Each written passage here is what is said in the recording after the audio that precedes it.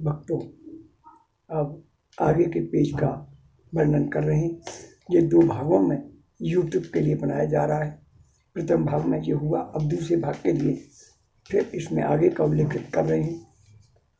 सेवक सत्यानंद स्वामी सभी से निवेदन करता है, इसको सुने, पढ़ें और भी लोगों को इसको आगे बढ़ाएं, क्योंकि जीवन का प्रमुख सत्य यही है जो सभी मानव के जीवन में आने वाला है। किसी के आज आ गया, किसी के कल आएगा, किसी के परसों आएगा। जीवन का प्रमुख उद्देश्य है वो इसमें उल्लेखित किया है हमारे प्यारे मित्रों ने, जिसका उल्लेखित मैं वीडियो के माध्यम से कर रहा हूँ। ठीक है, मुझे जाने दो। बुढ़ापे की छड़ी फूलना नहीं और धीरे धीरे से चलना। अगर बीमार हुए और बिस्तर पर लेट गए तो किसी को भी सेवा करना पसंद नहीं आएगा। मुझे जाने दो। बहुत ही अच्छा उल्लेखित किया है लेखक ने, जो इसमें दर्शाया है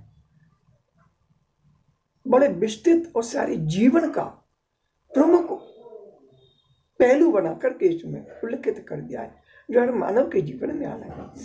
तो वो जीव कह रहा है, मुझे जाने दो, रुको मत, मुझे जाने दो। शाम को बिस्तर पर जाने से पहले देखिए, मरने के बाद भी कितनी व्यवस्था। ये शरीर है ना, ये शरीर इस जीव का है।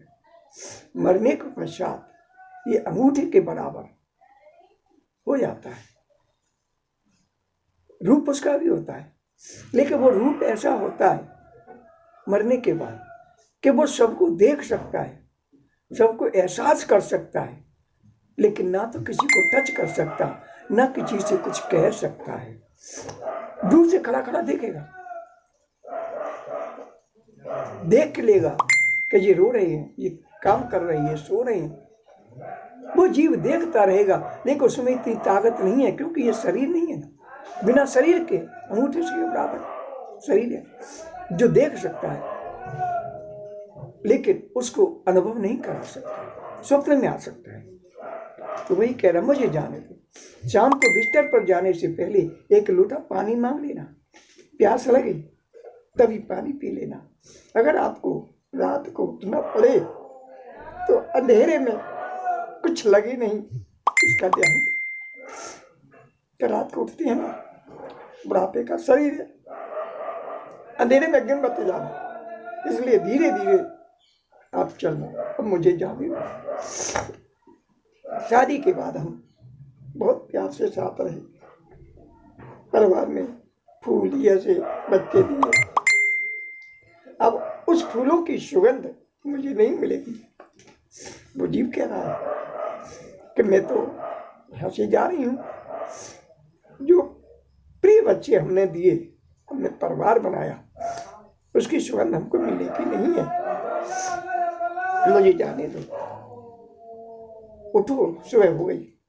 ये वैसा कोई आपसे कहेगा नहीं, सुबह उठाने वाला कोई नहीं होगा आपको, क्योंकि पत्नी होती है तो उठाती है। कभी सवेरा हो गया, काम धंधे पे जाना, उठो। तो वो कह रही है अब उठो, सवेरा हो गया। अब ऐसा कोई नहीं कहेगा। अब अपने आप उठने की आदत डाल देना, किसी की प्रतीक्षा मत करना। मुझे जाने दो। और हाँ, एक बात तुमसे छिपाई है, मुझे माफ कर देना। देखिए कितनी अहम बात वो बता रही है जीवात्मा। हाँ, मैंने एक बात तुमसे छिपाई है, उसे माफ कर देना। आपको बिना बताए बाजू की पोस्ट ऑफिस में बचत खाता खुलवा करके 14 लाख रुपए जमा किए हैं। मेरी दादी ने सिखाया था, एक एक रुपया जमा करके कोने में रख देना, इससे मैं 5-5 लाख बहुओं को और बेटी को दे देना। अपने खाते में 4 लाख रखना।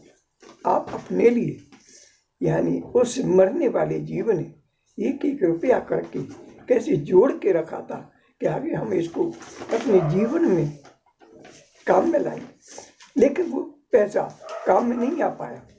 उस पैसे का भी उल्लेख उस जीव ने कर दिया कि मेरे बचत खाते में इतने 14 लाख रुपए रखे। सभी बच्चों में उसको बांट देना, चाहे बहू हो, बेटे हो, बच्ची हो, बच्चे तो सब उसके ही है ना, इसलिए उसने कहा है सबको बांट देना, लेकिन अपने जीवन के लिए कुछ पैसे जरूर बचा के रखना, क्योंकि बुढ़ापे में तुमको भी जरूरत पड़ेगी, कोई तुम्हें पैसे देने वाला नहीं होगा। कोने में रख दिया है, इसमें 5-5 लाख बहू बेटी को दे देना और अपने खाते में 4 लाख रख लेना अपने उपयोग के लिए। मुझे जाने दो, मुझे जाने दो। भगवान की भक्ति और पूजा, सामायिक स्वाध्याय करना भूलना नहीं। कितनी बात अच्छी कही है कि मैं तो जा रही हूँ, मैं नहीं बता पाऊंगी, इसलिए समय पर उठना, समय पर अपना कार्य करना और पूजा पाठ को मत भूलना, क्योंकि यही तो तुम्हारा आगे मार्गदर्शक बनेगा, आपको गति प्रदान करने वाला बनेगा। भगवान की भक्ति और पूजा, सामायिक स्वाध्याय करना भूलना नहीं। आप फिर कभी नहीं मिलेंगे। मुझसे कभी कोई गलती हो तो मुझे माफ कर देना। अंत समय भी अपनी माफी मांग रही है वो जी बात है, क्योंकि जीवन में कई ऐसे पहलू आते हैं, लड़ते हैं, झगड़ते हैं, प्रेम भी करते हैं, तो वो जीव आत्मा जाने वाली अपनी माफी मांग रही है कि मुझसे कोई गलती हुई हो माफ कर दो, मुझे जाने दो, मुझे जाने दो। आपकी जीवन संगनी आइए हमेशा बस 2021 में संकल्प करते हैं कि अपनी धर्मपत्नी के साथ आजीवन सम्मान पूर्वक व्यवहार करते हुए इसे लक्ष्मी, सरस्वती, दुर्गा स्वरूप समझेंगे। मैं उन लेखक को बहुत बहुत बधाई देता हूँ और शुभ आशीष प्रदान करता हूँ जिन्होंने एक पति पत्नी का इतना सुंदर चित्रण किया, जो हर मानव के जीवन में आना ही होता है, उसे कोई रोक नहीं सकता। किसी के आज आया है, किसी के कल आएगा। तो भक्तों, पत्नी एक अहम शक्ति है हमारी आपकी, इसलिए बच्चों को, पत्नी को कभी कष्ट मत देना, जितना हो उसका सहयोग करना, क्योंकि जब पत्नी नहीं होती है, जब आपको उसकी कमी महसूस होती है, वो शक्ति जब चली जाती है, आप शक्तिहीन हो जाते हैं। इसलिए शक्ति को सुचारू रूप से रखना, हर तरह से व्यवस्था रखना, बस यही सेवक सत्यानंद स्वामी निवेदन करता है।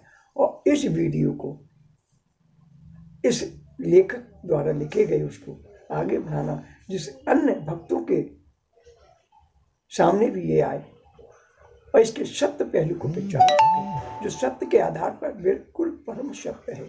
जय श्री राम, जय श्री कृष्ण।